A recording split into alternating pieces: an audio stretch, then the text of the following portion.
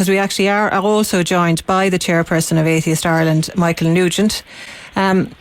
Michael, someone might say on the face of it that finding at school €5,000 is a very big hit over one night of homework. Well, it's not just about one night of homework. This is a very fundamental principle, which is the right to freedom of belief. I mean, you have a constitutional right to attend any school without attending religious classes or religious ceremonies.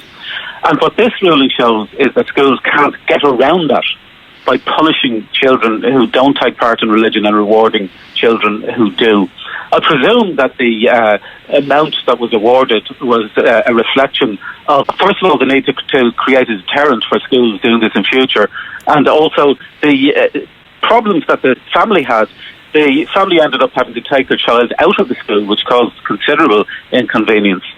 It's a lot of money, though, for a primary school. We do know that schools are always very hard up for equipment and just for basic, to meet basic needs.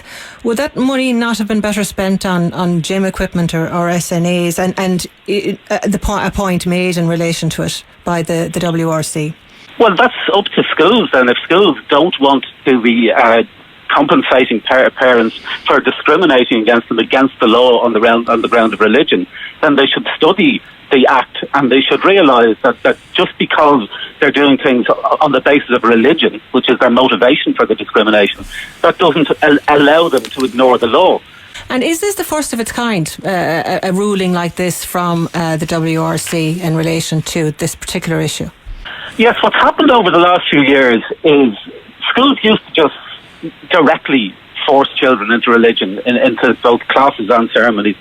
And because we have been highlighting in recent years the constitutional right of parents to not have their children forced into that, they've started to come up with ways around it. They tell children that it's religious education, not instruction.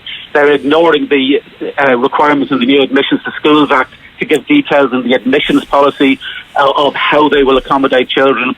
And so this is the first time that you've had a parent standing up to that particular aspect of the discrimination and going to the WRC, and it's a very welcome development that the court has come out very firmly in their favour. And Michael, I believe you are working with other faith groups, what might be called an unholy alliance, on this very issue.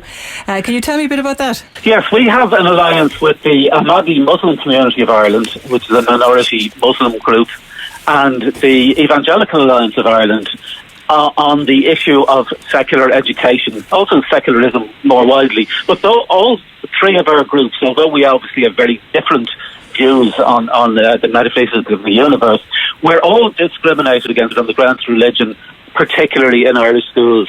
So we have that alliance. We've also gone on other issues to the United Nations together when they were questioning Pakistan over the discrimination there and the persecution there. And I think the power of having an alliance of atheists, Muslims and evangelicals standing together to say we have very different worldviews, but we work together on human rights and secularism is very powerful. OK, Michael Nugent from Atheist Ireland, and earlier Carl O'Brien from the Irish Times. Many thanks for that.